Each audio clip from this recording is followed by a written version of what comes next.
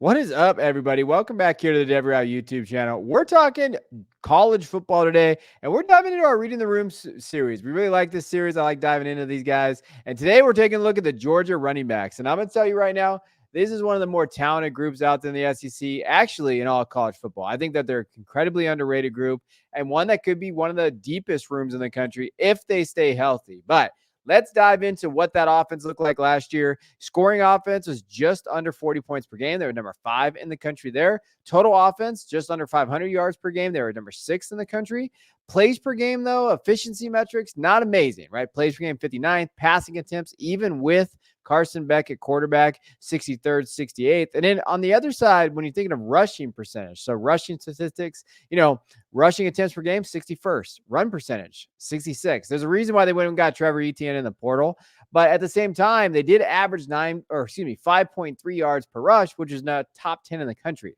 So they do know how. This offense does know how to run the ball. They are efficient doing it. But I think it really just came down to, hey, they needed some more backs in that room. They definitely needed to get healthier. I love Kendall Milton.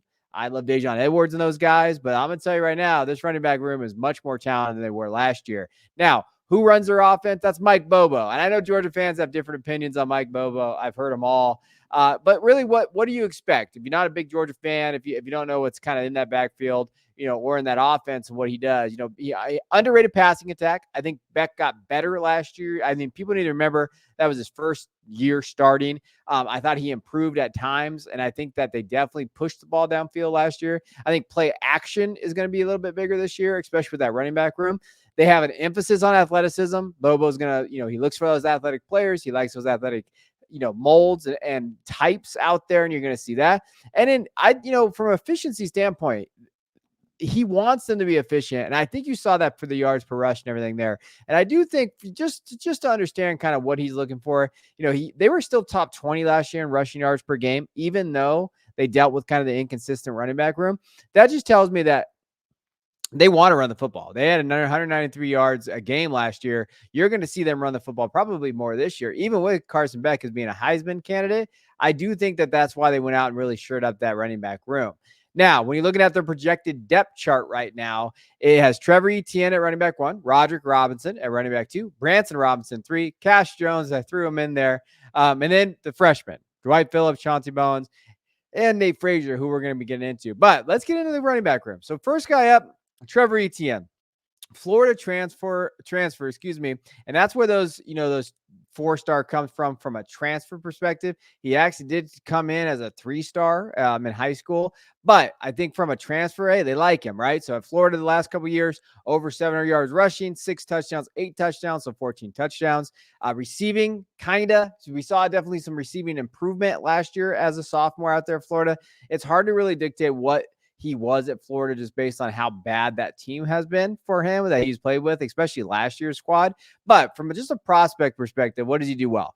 Scheme highlights running back, so he's definitely going to get involved there. He has very, very quick burst at the line of scrimmage. I think that's one thing that sets him apart. And good contact balance. I mean, for a guy his size, his weight, he is able to kind of break tackles. You look at the PFF numbers, the efficiency metrics. He does a good job there. I think that he can definitely make guys miss. I think that he can kind of get extra yards after contact. Those are things that you're watching for him and that he does a good job. Improvement areas. He has some off-field stuff, and I know that's tough with Georgia, but I think they're on thin ice out there. You saw Ra Thomas get dismissed. You see these things there. I think that, he's got to stay, the off-field concerns got to stay away from him. Receiving profile from a fantasy perspective or just from, hey, can he catch balls out of the backfield? I don't know. I think there's a concern there. I think he got better last year. Like I said, I think he can do it, but we got to see more of it, more of a sample size. And in size, I think from the 205 mark, especially in the SEC, especially with their schedule. Georgia got a pretty tough schedule. I think a tougher schedule than people, in the past they've had. One could argue it's is the toughest schedule in college football. Maybe behind Florida. Florida's got kind of tough schedule too. But I think that it is a tough. So from that size, is he going to be held up? I think that's a big one. Now, the next guy that I don't think is getting enough love out there is Roderick Robinson. I think Roderick Robinson can definitely push Trevor Etienne for a spot. And I think it could be more 1A, 1B, right? So he came in at number 14th ranked running back at 247 Sports last year. Didn't get a ton of run last year, 24 attempts, 196 yards and 2 touchdowns. But This kid is very, very good, right? Strengths, man, he is one of the stronger backs, 6', 240, 235, depending on where he's listed out there. He can definitely do that. And you know what? It's not just like, hey, he's just a strength pounded guy. He actually has a hell of a one cut up, right? Like his one cut ability to kind of get up the field. A guy moving that at that speed, at that size is impressive.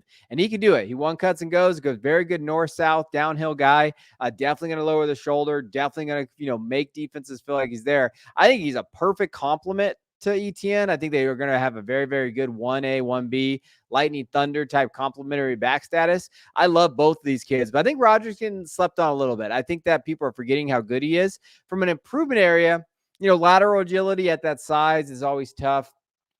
Pass blocking definitely is something that he's got to work on. I think the coaching staff has emphasized that over the offseason by the reports I read.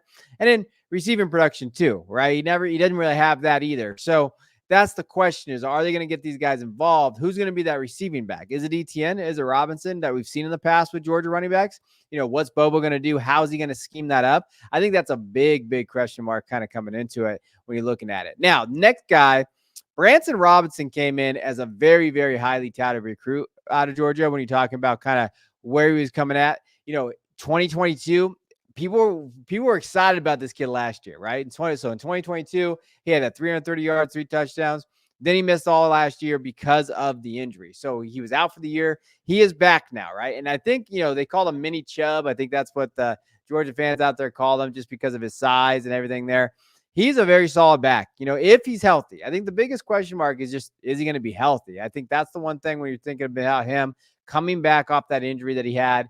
If he is, these 3 guys are very, very special. I think when you're thinking of it, like when he comes back, he's going to be running with a purpose. Those 3 guys, him, Robinson, and ETN, could be the 3 best backs on any depth chart, right? If health is not a concern. Now, from just a scouting report of what Branson does as well, number one, athleticism. He's on the Feldham's freaks list for a reason. Dude is just a straight ass dog when it comes to athleticism, vision, and contact balance. I think he actually does that really well. I think he carries his weight well for that contact balance. He keeps his hips in. He does a very good job of shedding tackles. And in vision, he actually has a hell of a vision. I think he has good cutback lanes. He does a great job of kind of seeing where the holes are going to be and exploding through them. And an inside out runner. Like I really feel like he's not one of those guys that definitely bounces every time. He looks inside. He definitely goes off tackle. He can see the holes. He's able to kind of make those big plays. He's a heck of a guy in that time for that running back standpoint. Now, brute areas, hands. Again, another Georgia back with that in this depth chart. I don't know how much his hands or receiving ability is going to be a big part of his game. Injury, the injury is a big deal. I think, coming back off of that, how's he going to feel? I know that he's talked about really wanting to be kind of that next guy up. He feels like he's getting slept on by everybody out there. So if he can bounce back from the injury, the lower, and again, lower body injuries are always tough. But if he can bounce back, we're talking about a guy that, hey, was a top 10 back of his class. Long speed and explosiveness, I don't think is ever going to be a big part of his game, especially this year.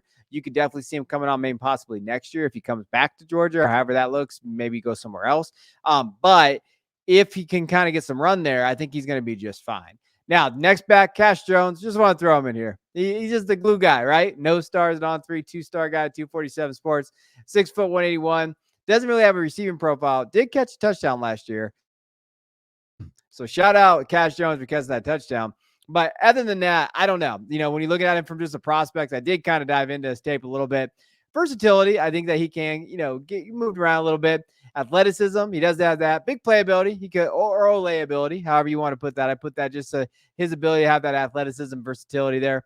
Does have a small frame, does have a limited workload, needs to improve his receiving profile. And with the dudes behind him and in front of him, it's hard to see him kind of getting a lot of run there. But hey, I want to dive into the entire room. So we're giving Cash Jones his pennants right now. A little bit of love there. Now, the incoming freshman coming in, though, Dwight Phillips is one of my favorite. I think from a pass catching perspective, that could be the kid that we're talking about. I know he's small at 5'10", 175, but he can catch. And I think that he's very versatile as well. Chauncey Bowens comes in, running back 30 and 40, depending on where you're at. 247 Sports are on 3. But again, kind of that big guy, 5'10", 227. But I know the guy that they are absolutely in love with is Nate Frazier, 5'9", 206, number 2 rated running back at 247 Sports, out here in California. So I'm going to shout out California. Got to give my California boys love since I live out here.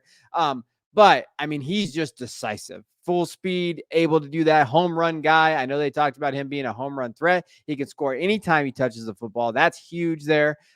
And again, with Nate, he actually started out as a receiver. He didn't start playing running back until his junior year, and kind of midway through his junior year. So he's kind of got both. He's instinctive as a receiver and as a pass catcher. And I think that from a running standpoint and a receiving standpoint, this type of kid, can get on the field a little bit, right? Kind of like how Branson did his freshman year too, before the injury last year. I think he has that. I think he's all around really explosive, versatile, tough.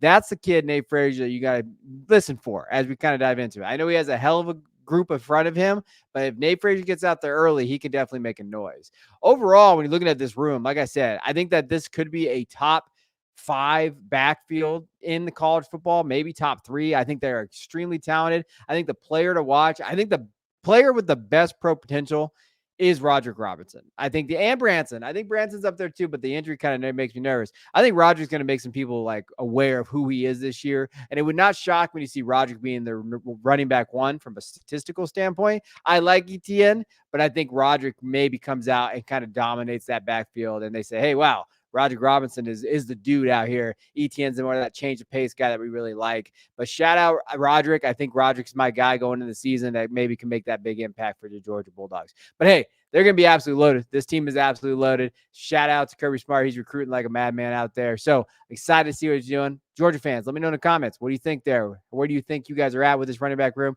Who do you think is going to be your running back 1? Is it ETN, or do you think it's more of a committee-like approach? So shout out Georgia. Good luck this season as you head into the college football year.